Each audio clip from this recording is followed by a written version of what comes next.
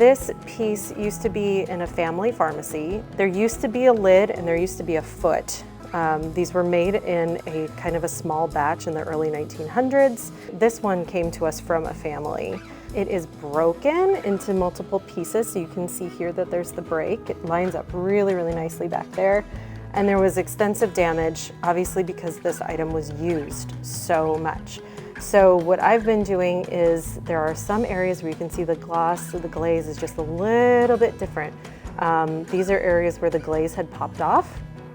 So I've been repairing that. You can see this area in the rim. This is what I'm working on right now.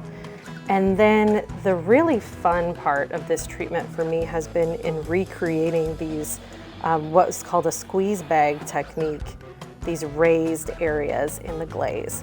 So I have been playing around with a mixture of stable acrylic medium and pigment colors in a syringe and then piping it onto Mylar to create these little fills that I can then put on the body and reintegrate. This is one of the fills that I've been working on to fit right in this area. So I still have a little bit of color matching to do, and then I'll be able to adhere it. So this object, like many of our objects, can be used within our exhibits in the future. And so in order to help tell the story of North Carolina, tell the story of Pepsi Cola industry, as well as health and wellness, we just want it to look as whole as possible.